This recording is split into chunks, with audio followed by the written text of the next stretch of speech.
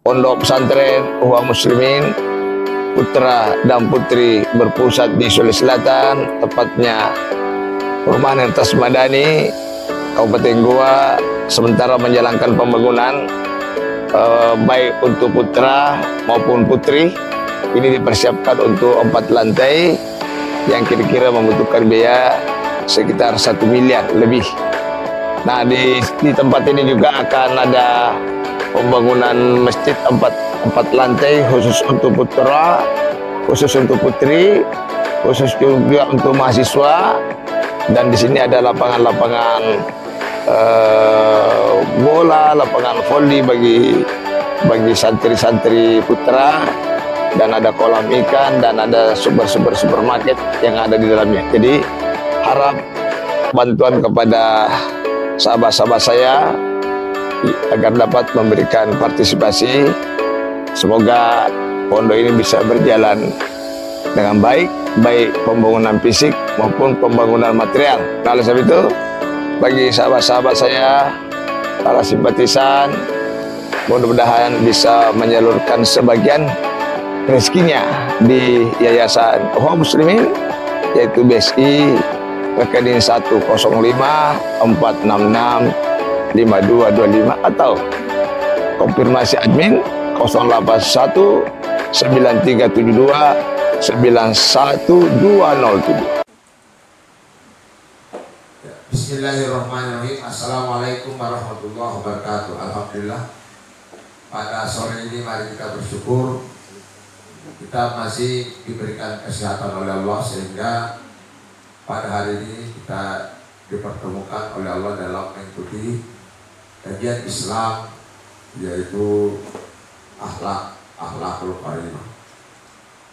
Jadi saya ingin kembali bahwa sebagian besar di dalam Al-Quran itu ada 3 kekuatan di dalam isi kandungan Quran. Pertama, membahas ketauhidan yang kita isi dalam pekan kedua adalah syariah, bagaimana sholat, bagaimana jilbab, bagaimana aturan hidup. Ketiga, akhlak, yaitu budi pekerti, sopan santun.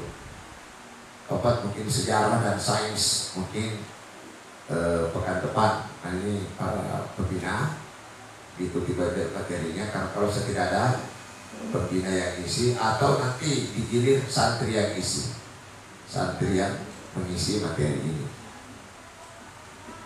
Anak-anakku sekalian, jemaah sekalian, materi akhlak ini, akhlak kira-kira saya kasih dasarnya, pokok-pokok dasarnya sebelum kita membagi kepada hubungan manusia kepada Allah, hubungan manusia kepada sesama manusia.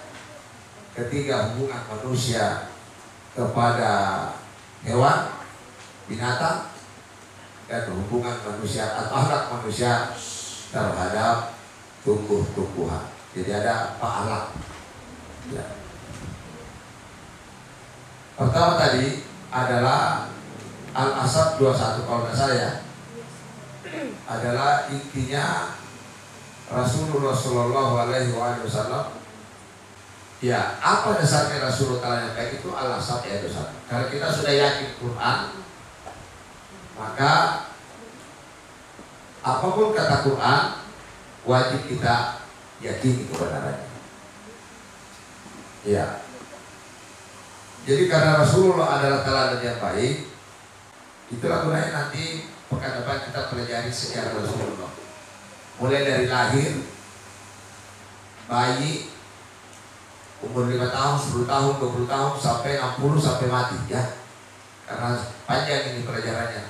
Nanti kalau panjang umur, ya kita nanti bikin perpustakaan, sore-sore bisa membaca kisah-kisah Rasulullah. Ya, kita bersabar dulu semuanya, ya, karena masih penuh keterbatasan. Itulah tadi. Sulit kita mengikuti Nabi kalau kita tidak tahu siapa itu Nabi, dan butuh waktu panjang. Itu akhlak. Yang kedua adalah tadi itu hadis tadi, apa akhlak Rasulullah? Kata Aisyah, Akhlak Rasulullah itu adalah Al-Quran yang berjalan. Anak-anak sekarang sementara menghafal Quran, sementara mempelajari Quran, sementara mengkaji Quran, dan nanti itu. Jadi Nabi adalah adil, siddiq, jujur, amanah, bukan banyak isinya itu Quran semuanya. Jangan cuma dilihat akhlaknya Nabi, cuma 10-20 isinya Quran, itulah akhlaknya Nabi. Jadi jamaah sekalian, anak-anak sekalian, tentunya saya pribadi bukan cuma mau ceramah, tapi saya berusaha untuk mengikuti akhlak Rasul. Anak-anakku dari rumah ke sini, ya mungkin awalnya malah sholat, bertutur kata tidak sopan, karena belajar Al-Quran dan sejarah, akhirnya nanti lebih bagus akhlaknya dari kemarin. Jadi ada namanya, karena ilmu ini bukan hanya dipelajari tapi mau diamal. Ya dulu ada koro-koroan datang di sini, ada suka cemberut, ada suka menggunjing, menggibah, begitu mengenal hadis ayat al-asab berubah. Itu ada hidayah. Yang ketiga apa tadi? Kedatangan Rasulullah. Rasulullah mempunyai budi pekerti yang agung. Ya. Ayat berapa itu? Ya. Nabi pernah bagaimana dikasih perut khusus kambing sementara sujud di Mekah. Fatimah menangis, merasa bapak ayah hanjanya disalimi oleh orang Quraisy, sedih benar. Dan bahkan malaikat pun ikut juga menawarkan jasanya, ini mohon kepada Allah ya Rasul, saya akan hancurkan ini musuh. Apa kata Rasulullah? Jangan. Dia itu berbuat buruk kepada saya karena dia tidak tahu saya mesti mau dakwah. Jadi kalau misalnya ada yang berbuat buruk kepada Anda, ada yang ambil uangnya kah, ada yang makan makanannya kah, ada pakai pakaiannya tidak izin kah, ada mencemooh, marah nggak kita? Kalau ikuti Nabi jangan usah marah. Dia begitu karena mungkin dia tidak tahu, ya. Kalau dia tahu pasti minta izin kepada saya. Kalau saya bilang, masa dia ambil pakai apa itu? Masa dimakan? Hah? Ini awas kok, mana dia? Itu dia tidak salah. Tapi kalau nggak biar dia makan, saya halalkan. Itu mempunyai akhlak yang agung. Terus kalau istrinya itu tinggal itu baru ada yang kasih habis, baru lapar, marah gak? Ya pasti bilang marah lah Ustaz, kata cibur pernah makan biskuit tak? Jadi mungkin kayak makan biskuit deh. Iya, mereka yang begitu nah, harusnya bote dan lapor kepada pembinanya, nanti pembinanya ya menyampaikan. Itu keagungan Rasulullah Sallallahu Alaihi Wasallam. Ada juga mungkin dia pilih biskuitnya, ya, wah luar biasa pembalasannya. Dimarahin orang, diinjak orang, diapa orang, dan bangga mengatakan, ya aku coba-coba ambil biskuitku, pompa dengan bangga mengalahkan supaya dia tidak ditakuti. Tidak boleh, ya. Yang keempat apa tadi? Kedatangan Rasulullah di muka bumi ini yutamima makarimat akhlak, memperbaiki akhlak. Jadi anak-anakku kembali kepada rumah, pulang di rumah yang di kampung, kedatangannya pertama mungkin begitu melihat adiknya yang kasar, sini boleh dia bisa kasar selama ya, dia dilarang. Kalau dia tidak bisa mengenal Islam, masih kecil, nah kasih tidak boleh. Kalau masih bandel, kasih lagi lebih keras suaranya. Kalau masih bandel, nah, apabila kenikmatan. Kalau masih bandel, boleh kita cubit, boleh. Akhirnya nanti berubah. Jadi kita pergi pondok pulang, anaknya tinggal bandel, berubah karena datang kakaknya, ya. Itu namanya diutamakan memperbaiki akhlak di rumahnya. Terus ada lagi kakaknya mungkin karena segan kalau kakak waktu sholat tidak sholat, menutup orang, ya akhlaknya, syariatnya jangan tanya, ya ada pacar digoceh saja. Anak datang memperlihatkan dulu akhlak yang baik. Begitu sholat pada cerita semua di kamar tamu, begitu azan atau sebelum azan lebih bagus, kira-kira sudah dilihat 10 menit, sudah pergi wudhu, siapkan talku, begitu azan, begitu takbir, Allahu Akbar. Kalau mungkin mengajak kakaknya, khawatir diperlihatkan dakwah akhlak secara ilhal, ya. Ya, kemana kalau dia sholat dulu kak? Karena waktu waktu, ya. Itu namanya memperbaiki akhlak. Oh sebentar enggak dekatin. Ini kau bekerja, enggak, saya mau sholat. Makan dulu lah, enggak, saya mau sholat. Ya, nah, ya, ini ada tamu kan apa-apa ya, enggak, saya mau sholat. Jadi tetap memperbaiki akhlak yang baik. Jangan pulang mungkin capek sholat di kampus ini, masuk duhur, kalau menghargai temannya dia cerita, kalau menghargai ibunya juga terlambat sholat, temani ngobrol, kakaknya jarang sholat, terlambat sholat, temani ngobrol. Akhirnya ananda datang bukan memperbaiki tapi diwarnai lagi lingkungannya. Karena saya tahu lingkungan yang masyarakat sekarang, saya yakin hampir jarang rumah sholat tepat waktu. Ada nggak? Saudara, ada nggak ibunya pergi berwudu ketika asar? Angkat tangannya ada. Ada nonton TV, ada di TV, ya. Ada nggak bapaknya ketika asar pergi ke masjid? 1, siapa lagi? 2, 3, 4, 5, ya. Yang ketiga, ada nggak semua saudaranya laki-laki ke masjid, perempuannya juga sholat ketika asar? Ada nggak? Itu yang tidak ada. Itu yang tidak. Nah, kedatanganmu untuk memperbaiki akhlak. Kemana sih bapak? Mau kerja dulu nak bapak ya? Iya pak. Pak, jangan lupa. Gimana kita sholat dulu bapak? Oh di kantor. Jam berapa deh? Udah cantanya. Iya kan? Tepat waktu dipakai karena Rasulullah mengatakan salah satu amalan afdal sholat tepat waktu. Sampai begitu.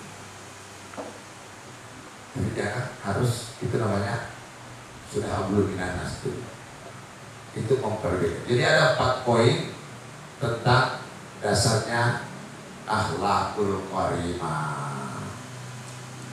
Baik, kita masuk yang pertama dulu. Ya, ada 4 ya. Hubungan manusia kepada Allah, hubungan manusia kepada sesama manusia, hubungan manusia kepada binatang. Kalau ada miau mau makan, tiba-tiba ada kucing habis ikan bakarmu, baru berapa? Kira-kira apa? Kau sapu-sapu atau tendang? Kau apa itu kucing? Mau makan baru dia habis ikanmu. Kau apa kira-kira kucing itu? Kau sapu atau kau tendang? Ya, pasti ambil itu, ambil satu. Ya simpan di situ, simpan. Ya kasih. Saya biasa marah itu kalau ada di buang, kalau nggak tendang, saya suka marah di rumah. Kalau ada yang ganggu kucing, ya. Itu kucing. Bagaimana kalau tikus? mungkin ya membunuh pun juga ada ilmunya. Tidak boleh dibakar ya, disiksa. Kalau bisa bagaimana mati dengan cepat. Mungkin bagus pakai gula-gula tikus ya, dia makan. Kalau di perang pakai apa? Itu dia makhluk Allah, mempunyai nyawa. Yang keempat, hubungan manusia kepada Tuhan. Kalau misalnya sakit, ada yang mengatakan obatnya Doparia. Dan Doparia itu memang kalau dimasak di sawah panas. Tiba-tiba kau dapat Doparia di satu tempat di rumah orang, tapi rumah itu tidak ada di pemiliknya. Dia keluar kota atau lama kosong. Kira-kira kau tidak daun itu? Tidak.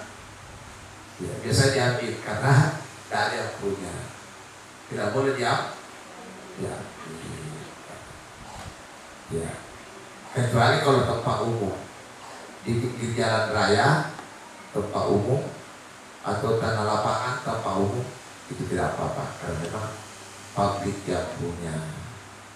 Itu kalau di Arab Saudi ada memang bulan tersendiri, tidak boleh memburu binatang tanpa mencabut, bahkan potong rambut segala macam. Ya saya kira ini 4 pelajaran kita ya.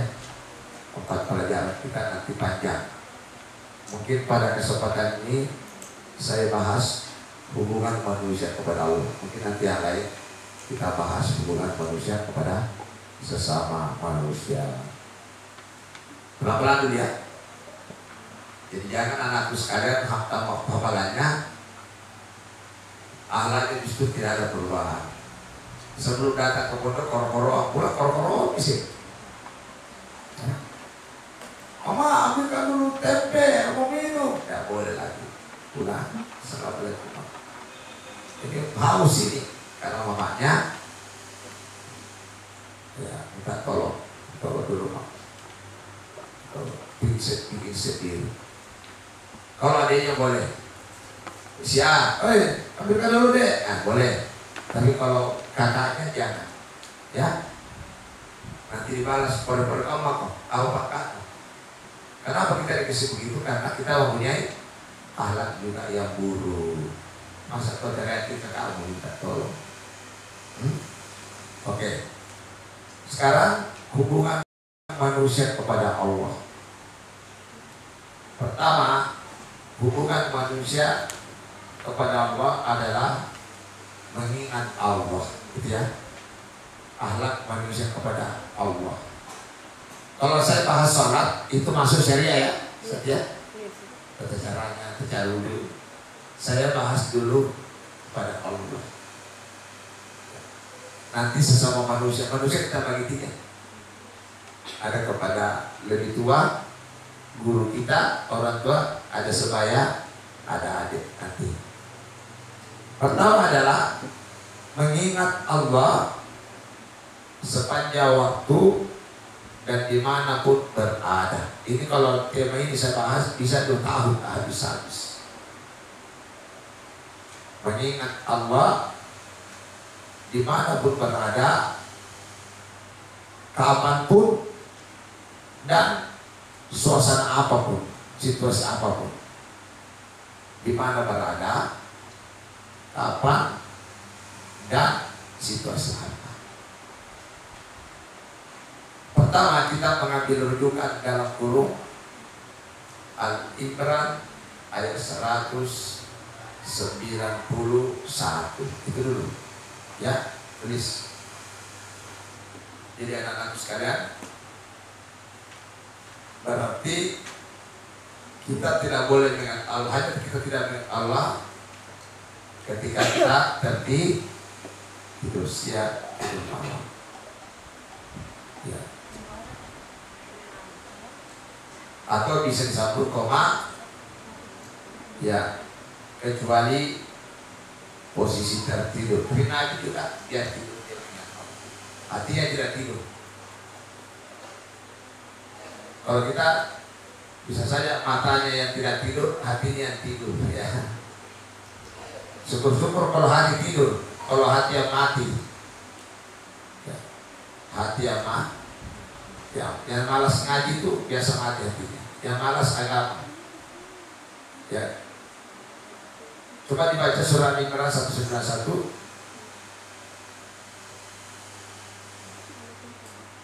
Ya, jadi dasarnya itu baca dulu lah.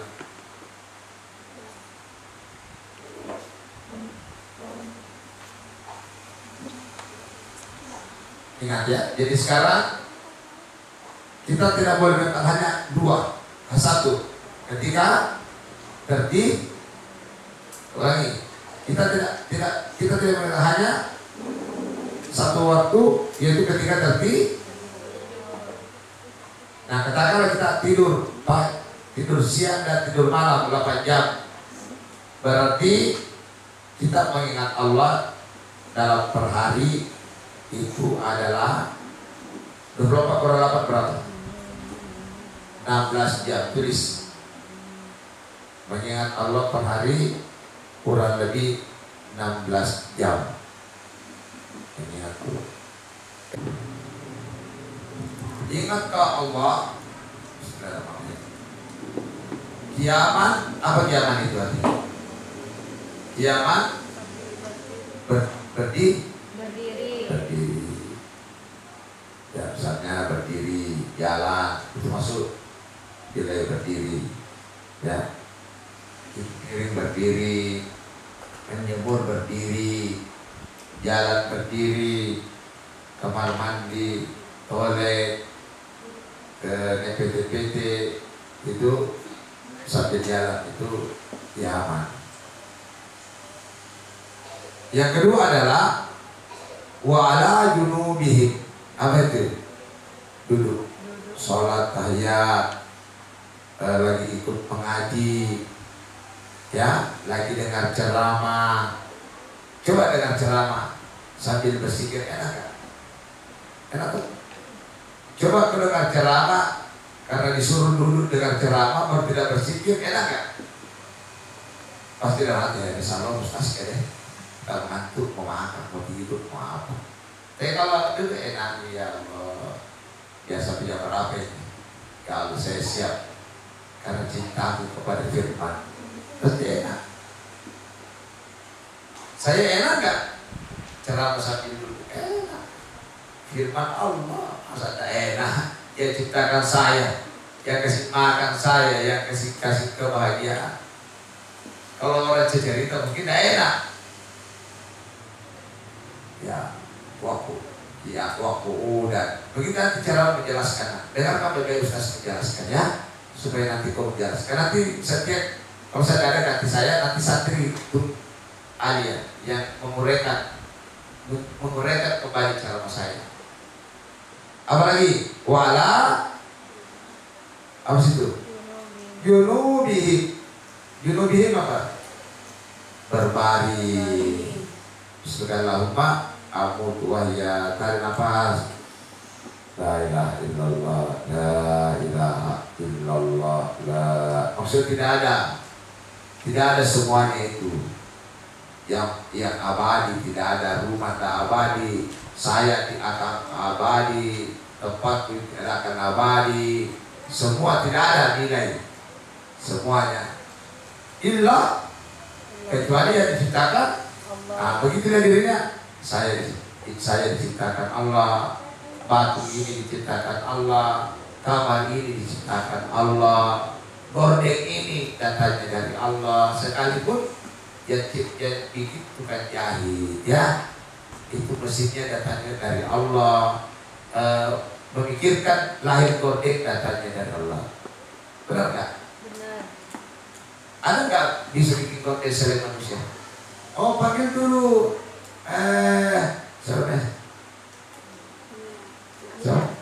Mina, panggilkan dulu itu sapinya Mina suruh bikin gordeng, bisa nggak? Tidak. Nggak bisa. Kenapa? Karena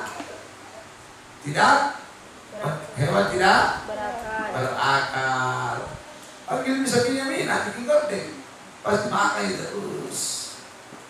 Karena dia diciptakan hanya untuk dimakan manusia, dibutuhkan, dan dia tidak tanggung jawab. itu junudihim. Jadi berdiri, duduk, baring. Semua mengingat sambil menulis mengingat. Capek gitu. Enak perasaan mengingat Allah. Ya, itu dasarnya itu. Jangan cuma makan makanannya Allah, makan sayurnya Allah, ikannya Allah, kerupuk-kerupuknya Allah, baru tidak mau tahu pemiliknya. Allah tidak butuh dibayar. Ya, ingat sambil makan, ingat Allah, ya Allah, ingat. Supaya nanti ketika mau makan yang tidak bagus, pasti kalau kita ingat, pasti kita tidak makan. Coba di situ dalam Al-Quran lagi ditambahkan. Dan itu tambahan dari Al-Baqarah ayat 172. Coba baca sekarang. Makanan pertama, makanan yang halal, dilarang makan makanan haram. Yang kedua, dilarang makan makanan yang tidak baik. Apa di situ? Ya Yohanes, orang baca, baca, sekian, ada sekian, ada orang baca, bisa, ambil orang, kasih Saskia, Saskia atau Sakia? Saskia. Saskia. Kasih mikrofon Pak. Saskia, Saskia kalau masalah Saskia, tahu Saskia, berapa tahun Saskia? Ya, baca satu, tunggu dulu, 168 dulu pertama. Kita baca, A'udzubillahi. Lagi 10 menit ya saya tutup ya karena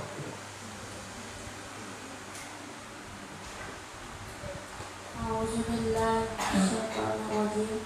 Bismillahirrahmanirrahim. Ya ayyuhan nasu kulu mimma fil ardi halalan thayyibah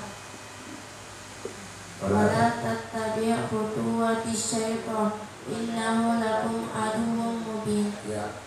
Yang artinya, wahai manusia, makanlah dari makanan yang halal dan baik yang terdapat di bumi, dan janganlah kamu mengikuti langkah-langkah setan.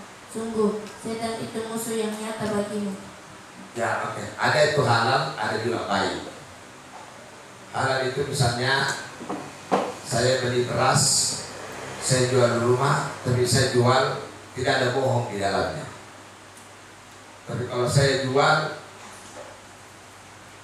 mengatakan modalnya rumah saya ini 200 juta padahal cuma 150, berarti itu sudah tidak halal saya makan. Sudah tidak halal saya makan. Dan buruk sekaligus saya sumpahkan orang. Itu halal. Jadi anak-anakku sekalian yang punya pekerjaan orang tua, ya diperbaiki tentang kehalalannya. Siapa tahu ada yang rentenir, yang suka sogok menyogok dalam urusan atau kerja di diskotik, ya kerja yang tempat maksiat, ya sebenarnya itu kerja salon tidak bagus itu sesuai spiritual, karena ada pemotongan rambut yang oleh laki-laki pelan-pelan, itu namanya dakwah, itu namanya halal. Kalau bapaknya Saskia menjual kopi ya, itu halal karena dia kerajin, dia jual. Siapa bapaknya petani di sini? Ada bapaknya petani? Saya Ya, kalau kerja petani, kalau sawahnya sendiri atau kalau dia nggak ada sawahnya orang, bagi hasil misalnya bagi 2 dapat 10 karung, 5 karung begini, dapat 10 dia kasih dia begini 4 karung, berarti tidak halal. Dan setengah mati menghafal anaknya kalau dikirimkan anaknya Allah. Kasih tahu Pak, pagi kita baik padi, ya biar kita main miskin. Terus gimana kalau nggak cukup pembayaran sekolah? Nanti kita mau masa-masa sasar. mudah-mudahan bisa dibantu. Ada ibunya penjual baju, ada gak pakaian diambil di Tanah Abang, harganya 50.000, dia jual 100, kalau bilang modalnya 70, itu sudah tidak halal, sudah haram. Dan ini biasa saja, ya. Online juga ada bohong di dalamnya, itu namanya tidak halal. Apa saja membantu rumah tangga, ditanya sama suaminya berapa gajimu, dia bilang cuma 500, padahal 1 juta sudah tidak bagus. Jangan takut sama manusia, itu kita bahas di tauhid. Thayyiban itu adalah makanan yang baik. Apa thayyiban? Baik. Bagaimana kekota? Kekota itu memang halal tapi tidak baik. Karena di dalam ada pemanisnya dan ada pengawetnya dan ada kimianya, itu bisa merusak kesehatan. Makanya salah minum kekota. Semua minuman yang dikemas jangan minum. Sekalipun vitamin, kemarin vitamin C juga. Lebih cari saja makanan langsung, pepaya, beli tomat. Kerupuk juga tidak baik, memang halal tapi tidak baik karena itu sudah berbulan-bulan dikemas dengan. Kira-kira kalau yang sedikit lebih bagus mungkin kacang goreng yang aslinya tidak dibungkus dengan tepung, karena tepung saya kira kalau masih produksi tradisional tidak apa-apa, tapi kalau sudah masuk supermarket kayaknya ada pengawet, ada kan? Sudah ada kan? Kacang telur itu sudah ada pengawet mungkin. Pasti ada, karena dia ada kadaluarsanya, bisa tahan 6 bulan. Kalau dia asli paling tinggi 10 hari jangan kantor bau nih. Jadi sebenarnya itu makanan dia di supermarket jangan ada beli. Itu tidak baik. Memang enak tapi tidak baik, merusak kesehatan. Di dalam Quran dikatakan wala tulqu biyadikum ila tahlukah, tulis di situ. Jangan kau direbuskan diri ke kebinasaan. Nanti cari dalilnya, ya. Cari dalilnya di Google. Ya, kamu masih muda, ada yang khusus, ada kolesterol, itu pertama dari sudut makanan. Ya, ada yang minus matanya, ada yang masih muda sudah kena gula, udah kena rematik, udah sakit-sakitan, tahan karena bukan thayyibah. Jangankan makanan langsung saja banyak bukan thayyibah. Contoh misalnya, bisa yang dikarbit itu tidak bagus.